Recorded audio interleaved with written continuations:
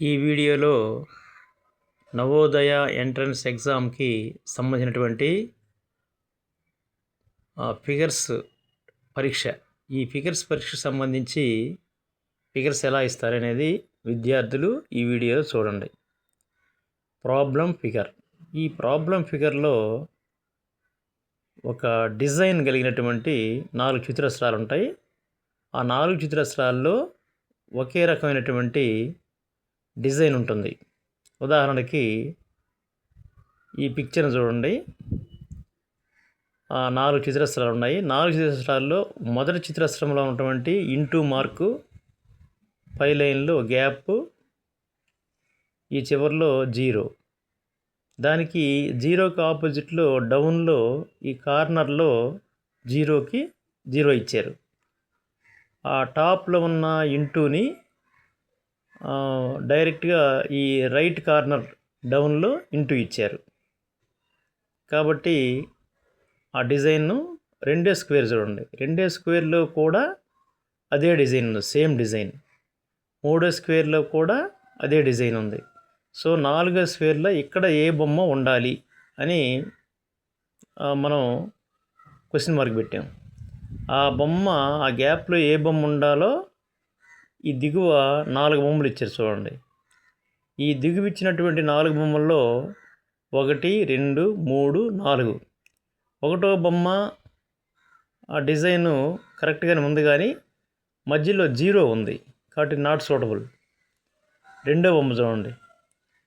ఈ 2వ బొమ్మ కరెక్ట్గా ఉంది, ఇది సూటబుల్ అవుతుంది. 3వ బొమ్మ చూడండి. 3వ బొమ్మ ఆ డిజైను చూడండి, ఆ డిజైను వేరుగా ఉంది. ప్రాబ్లం ఫిగర్లో ఉన్న డిజైన్కి ఈ డిజైన్కి తేడా ఉంది. అదేవిధంగా 4వ బొమ్మ. 4వ బొమ్మలో కూడా డిజైన్ తేడా వచ్చింది, కాబట్టి అలాగ ఉండకూడదు. కాబట్టి ఈ 4 బొమ్మల్లో చూస్తే మనకి 2వ బొమ్మ సూటబుల్గా ఉంది. ఇక్కడ ప్రాబ్లం ఫిగర్ చూడండి. ఈ ప్రాబ్లం ఫిగర్ని ఒకసారి అబ్జర్వ్ చేసి గమనించి ఆ 4వ పట్టీలో సూటబుల్గా ఉన్నటువంటి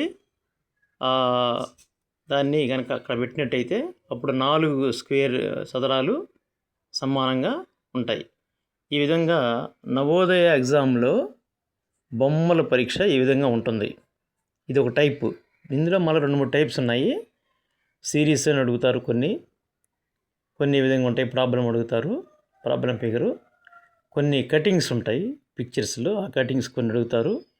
కాబట్టి విద్యార్థులు ఈ వివిధ రకాల బొమ్మల్ని మేము బోర్డు మీద ఈ విధంగా రాసి నవోదయ ఎంట్రన్స్ ఎగ్జామ్ సంబంధించి మా వీడియోల్లో ఇస్తుంటాము. మీరు ఛానల్ని టీమ్ ఆల్యాద్రి N3N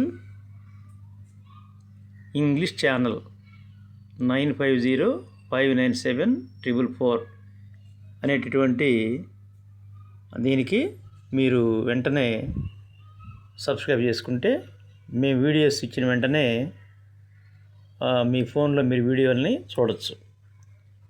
కాబట్టి దీన్ని like, share and subscribe.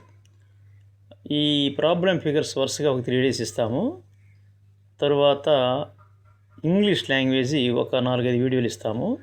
Already English సంబంధించి